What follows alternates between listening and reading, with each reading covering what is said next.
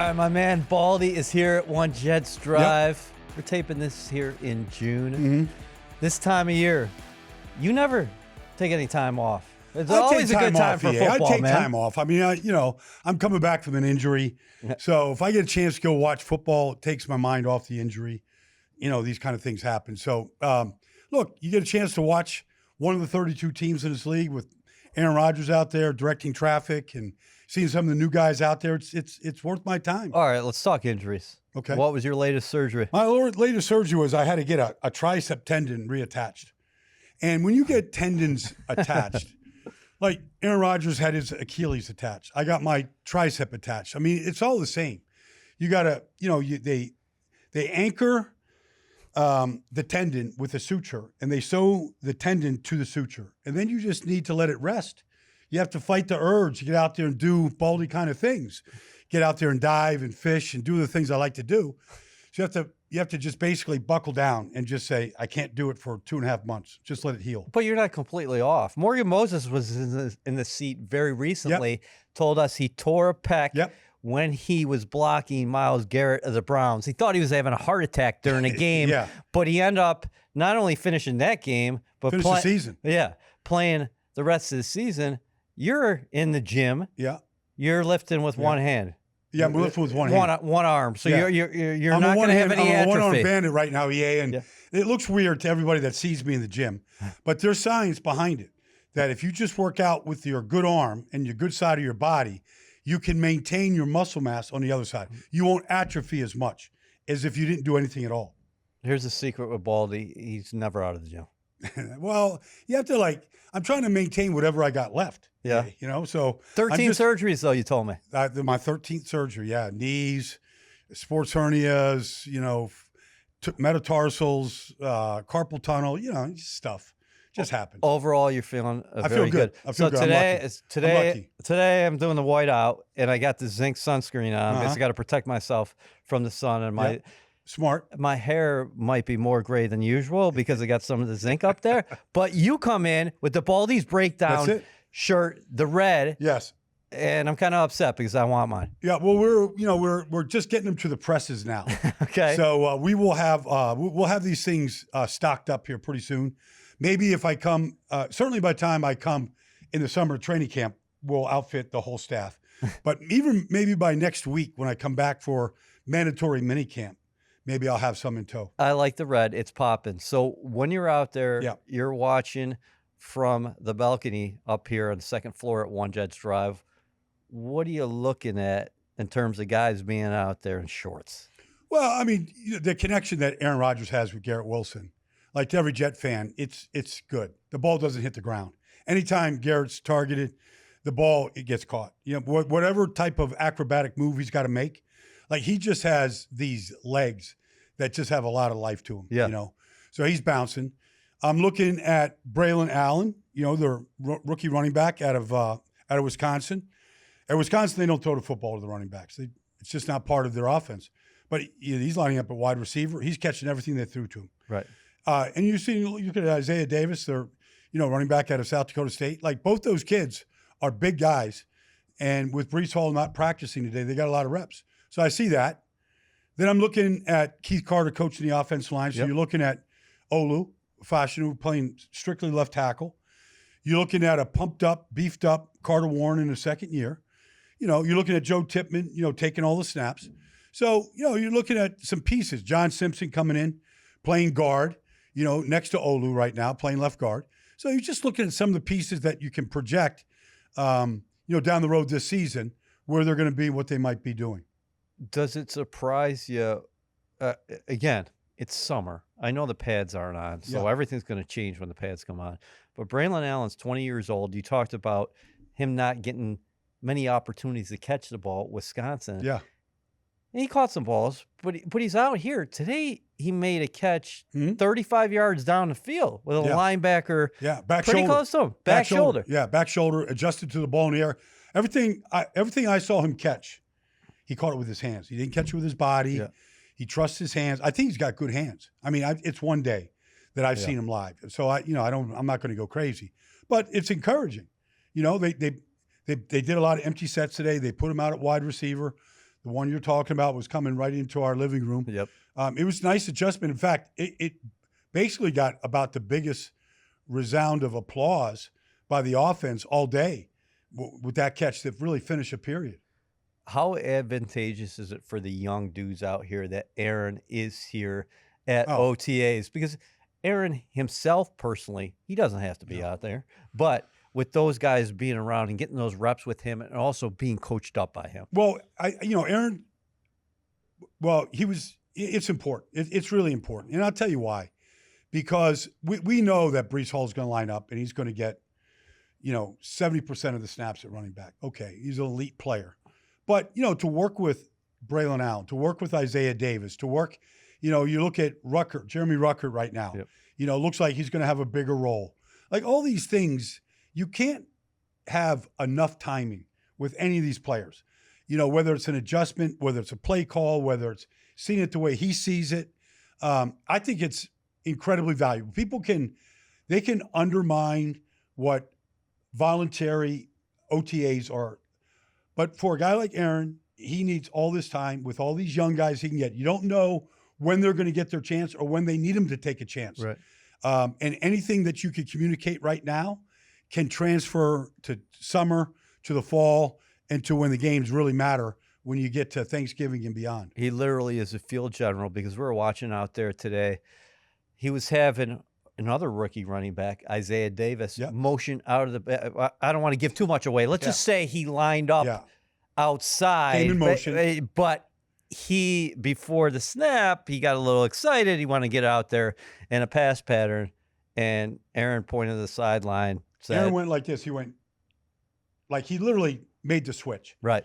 Like and not to punish the kid. Like he knows he made a mistake. But they can't afford those mistakes. Like it's a mental error on Isaiah Davis's part. It's a mental error, and so you just have to that rookie has to know that that's not going to be tolerated by Aaron, the staff, Robert Saleh standing behind the offense when that happened. Like immediately, I said it before it happened. I said he's going out. Yeah, he's going out. Because in some places you go and you take a lap. When you make a mistake like that. Now they're not doing that here. They've done that in other places. But you just can't tolerate a mistake like that. How about the way Aaron manipulates defenders? There's a situation here late in practice where he's looking off to the right, and obviously he's going to make you pause for a second. Then he comes back all the way across the field to Xavier Gipson. Yeah. For what ended up being a 59-yard touchdown. Here's the situation. It was the end of the half. It was 7-5. Offense has the ball. There was a little bit more than a minute on the clock. Can you get into scoring territory? It took Aaron Rodgers one play not to get in scoring territory. Drive. Touchdown. But I've seen him run that play in Green Bay many times over the years, where it's play action, roll right, and what you're doing on that roll is you're resetting the protection, but you're allowing Xavier Gipson get down the field, right? And then he just launched it, and he's had, that's a play that he's had a lot of success with in his career, and sometimes it is just a one play drive, you're going for the home run.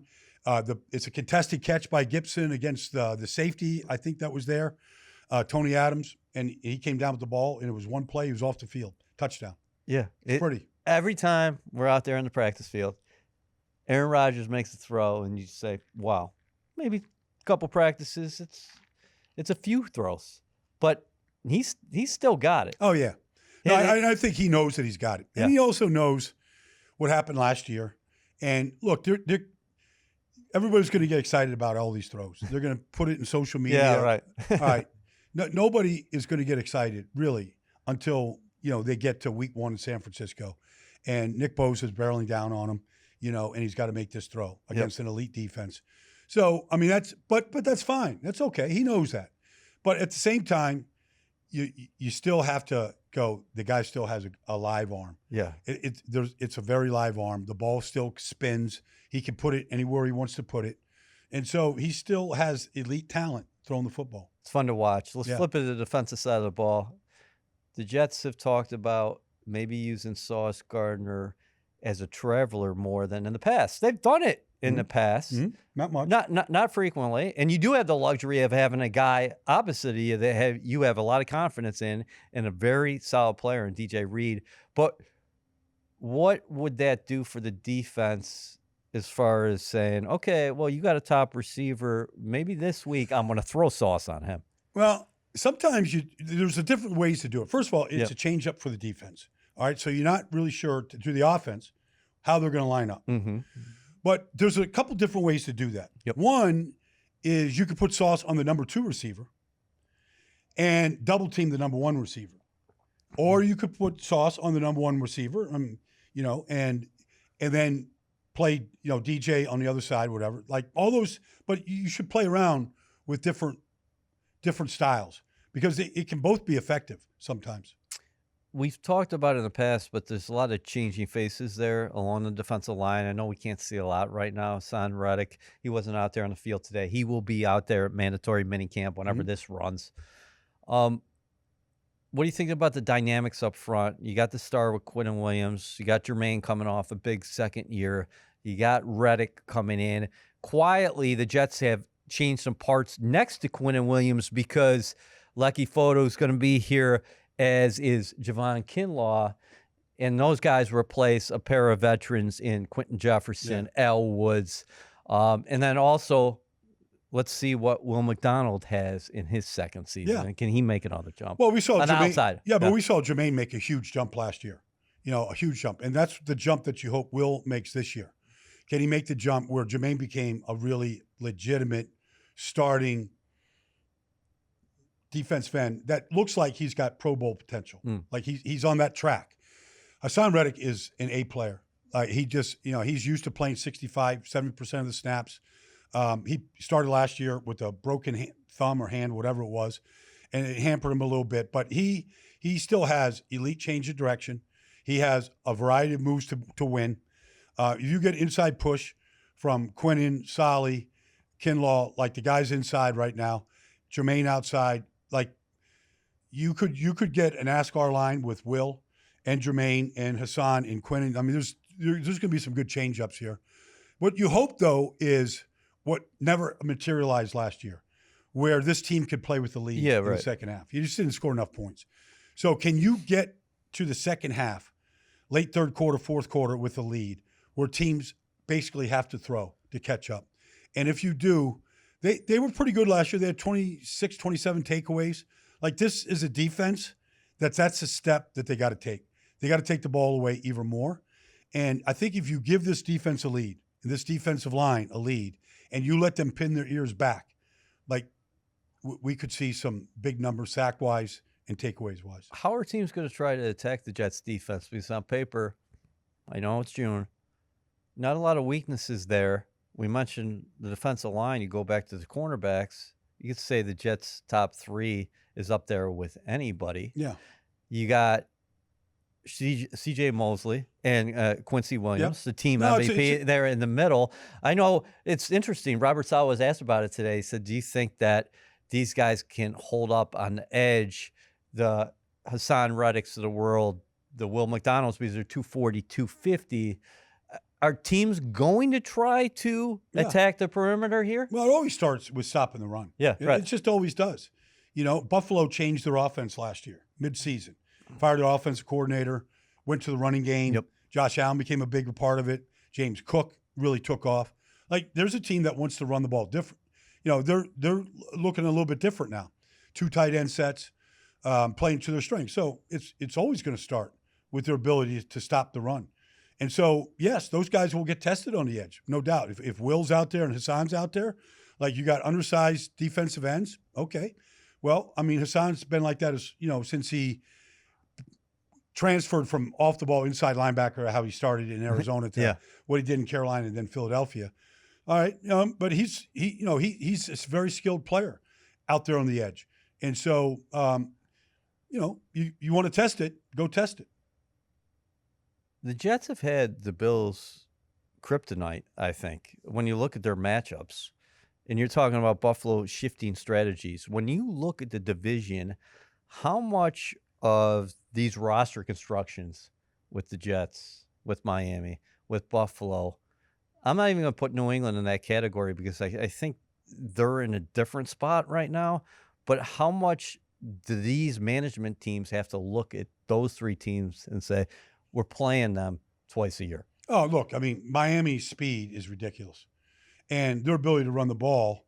I mean, look, Devon Achane averaged almost 8 yards a carry last year as a change of pace back to Raheem Mostert. And then they just, drafted Jalen Wright. I mean, they've got 3 home run hitters in the backfield, and they have 3 home run hitters at receiver. Mm-hmm.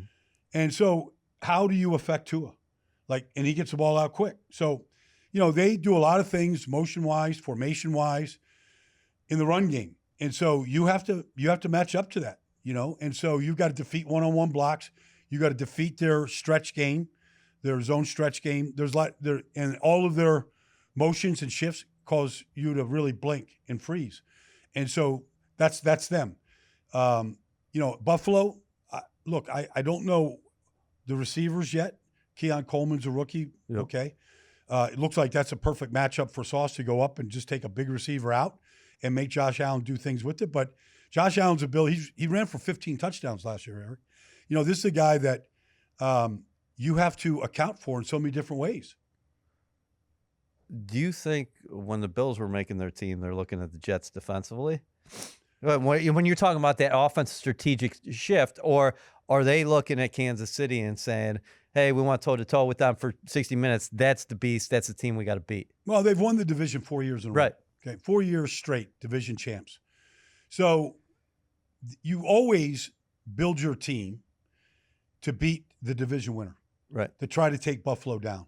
So, have they done enough to, use Quincy and CJ as spies in some format, on Josh so that when he does escape, he limit the damage?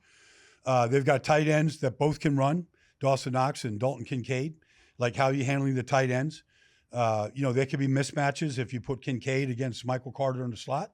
Like, how are you handling that mismatch? I feel like you got to build your roster to go take down the Buffalo Bills. And I feel like that's what Miami is trying to do as well.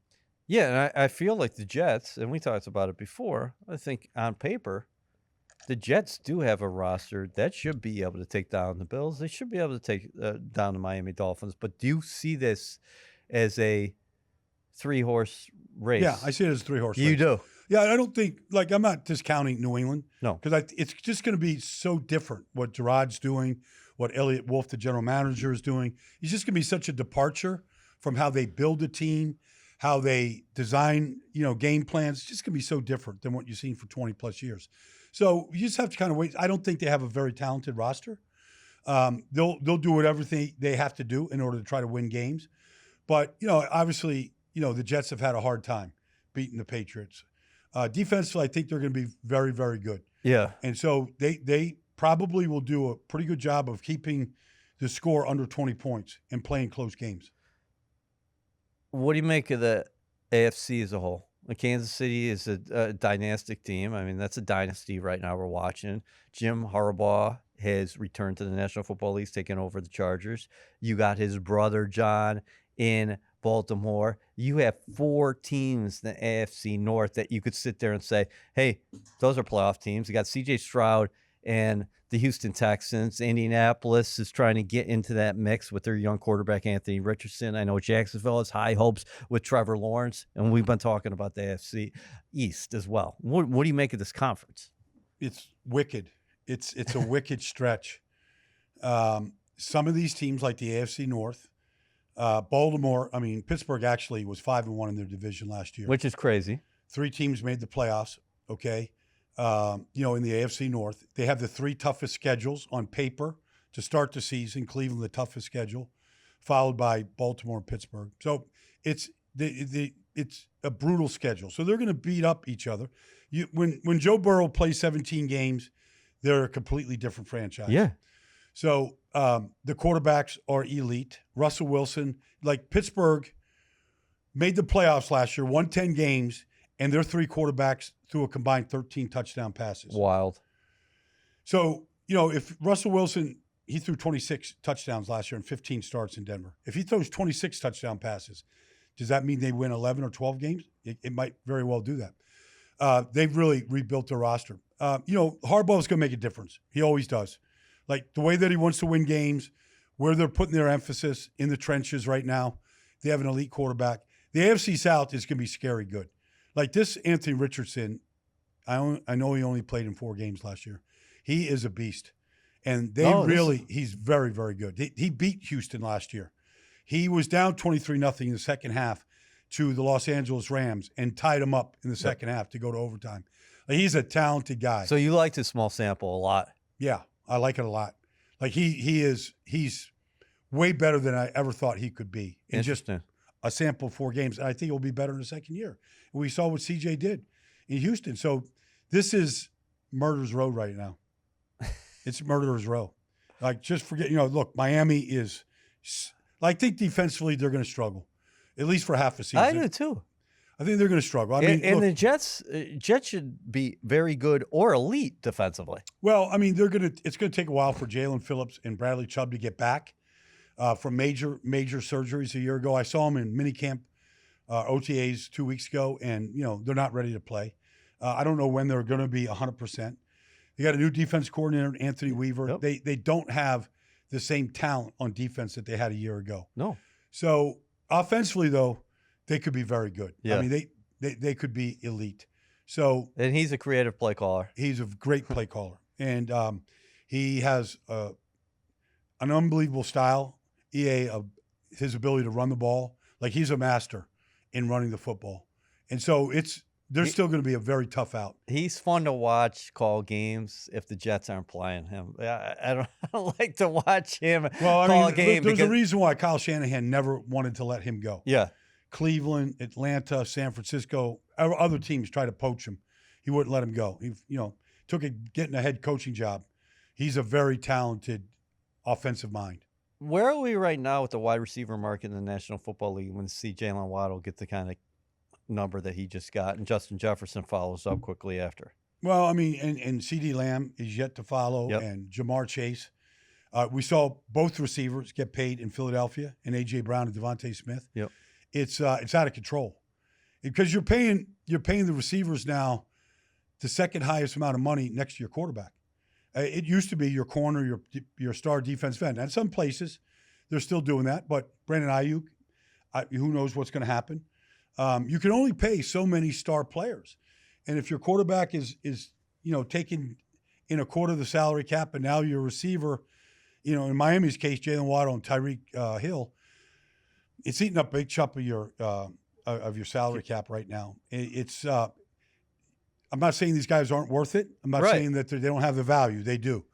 Tyreek Hill has been targeted 170 times 2 years in a row, caught 119 passes in each year, over 1,700 yards. Like, a third of their offense is Tyreek Hill. So look at you with the numbers, man. That's crazy. Yeah. Look at Baldy breaking it down. Yeah. Hey. No, but I mean, look, Garrett Wilson's going to come up pretty soon. So you have to start budgeting for these guys. Once they prove that they're your number one receiver, you have to start budgeting for them. Like Jamar Chase in Cincinnati, Garrett here. He's going into his 3rd year. He's an elite player. It's the position and how they're paying the position has changed. It's a definite course change as far as the direction is concerned. Yeah, it ebbs and flows in the National Football League, but the receiver position right there. And oh, by the way, we just watched Garrett Wilson on the practice field. You put on a show. Baldy alluded to it. Yeah, this guy's going to have a huge year. Yeah, he just he jumps. He jumps off the field at you. Just his quickness, suddenness, change of direction, ability to adjust to the ball in the air, how quick his hands are. If his hands are as quick as our eyes are, that means his eyes are even quicker. How he can just locate the ball, and his hands are so fast. He could have one of those 100-catch, 1,500-yard seasons easily this year if Aaron stays healthy. You mentioned the 49ers before. Obviously, week 1, Jets going out to San Francisco. So many storylines. What a great matchup. Nice job by the league there. The 7 standalone games in the first 11, I've never seen anything like it. We haven't seen anything like it.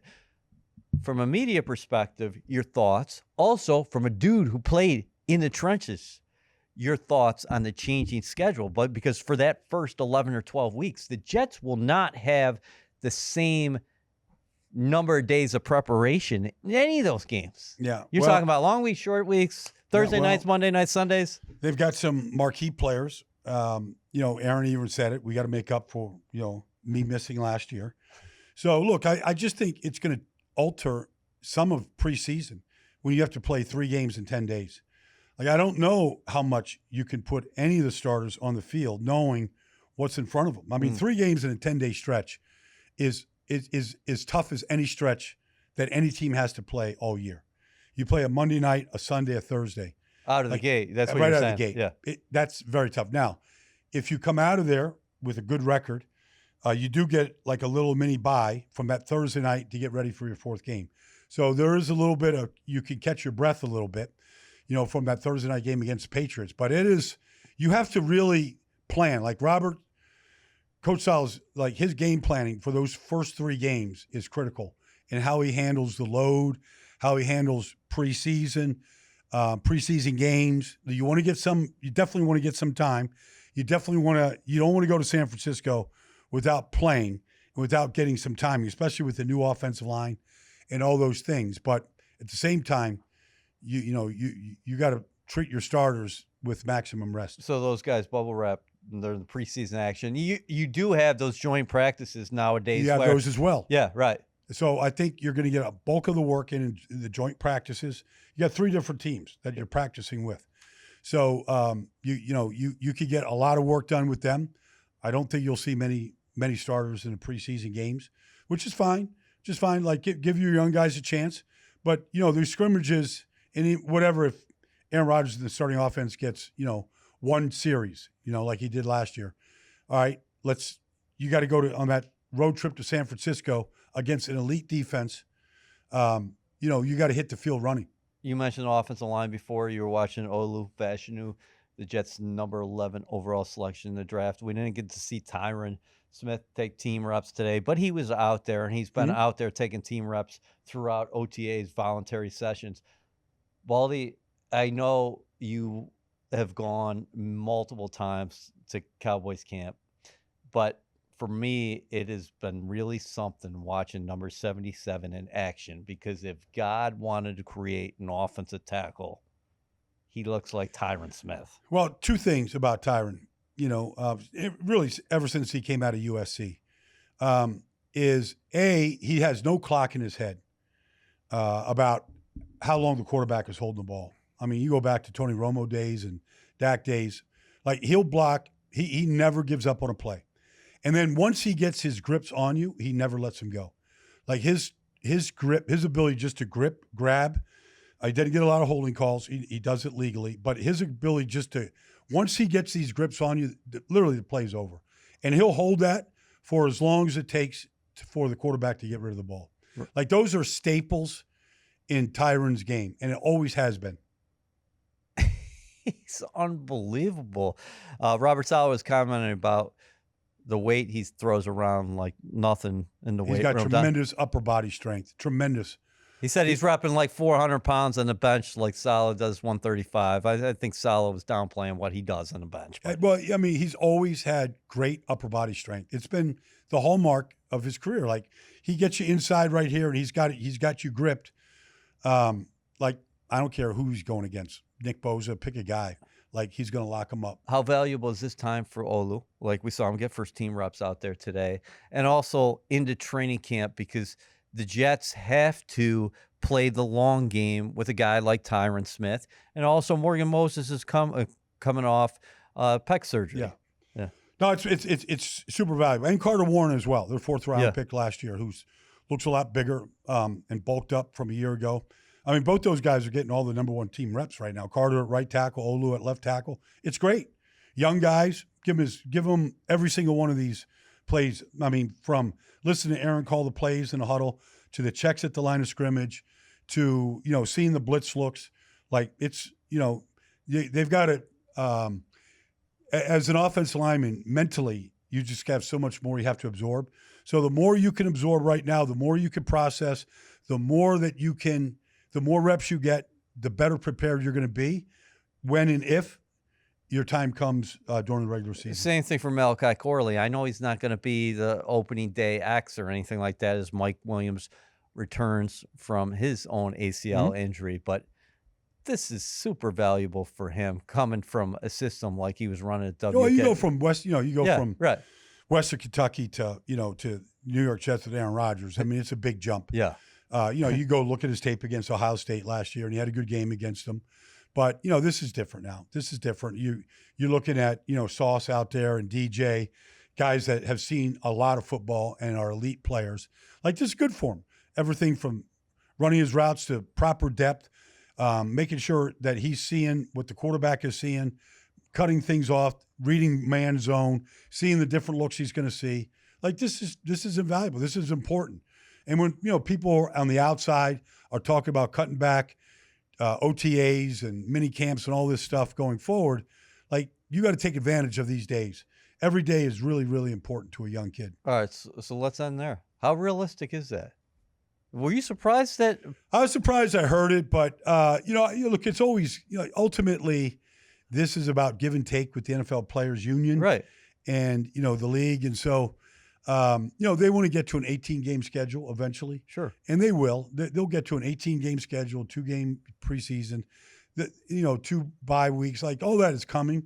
I don't know when it's coming, but so there's concessions. Okay, if we do that, then take this away. But I think what I saw out there today was really, really, really valuable. I mean, Joe Tippmann's a second-year player. Like, all these things are important for young players to get them ready and ratchet it up, for the season. If you take a lot of this stuff away, I don't know how a young player is going to really hit, the season running and be able to compete. I agree with you. And selfishly, I mean, if you're a player and you got a kid, you got 2 kids, and they're finishing up school, I don't know why you wouldn't want. Well, that I mean, look at Xavier Gibson and Jason Brownlee last year. They both make the 53-man roster, but would they make the roster in a new universe where there's very little off season? Like, I don't know. I don't know if they would catch the coach's eye, get as many reps. Now you watch Xavier Gibson out there, and he's running with the number ones, and he's he can be a starter out there in the slot. I don't know in the new universe of what they're talking about if you would be able to make those kind of judgments about him. We all live vicariously through you and your travels and your adventures. Yes. So what does Baldy have planned post-mandatory mini camps throughout the National Football League? Oh, I'm gone. Okay, what are you doing? Yeah, I'll be in Belize. I'll be diving in Belize. And I hope to get to Bali. I'm really trying to get to Bali through Abu Dhabi. And, I really want to stop in the Middle East and see some of the things that they're building out there. They have a layover on, Air Emirates. Yeah. So I like to take a flight where you can take a shower on the flight. Air Emirates, you could do that. So, like, I want to get to Bali, and I haven't been to Bali since 1987. But, there's some wrecks that I want to dive in Bali. I want to get to Uluwatu and look at some of the biggest surf in the world. So I've got, really good travel destinations on the horizon. How many flights have you showered on? Never. So never. This would be a first even for you? Yeah. Yeah, I want to do a break it down. Not in the shower. No, we can't have that, Baldy. Come on now. But I am going to break down the shower on the Air Emirates plane. Great seeing you, brother. Yeah. Likewise, EA. Thanks.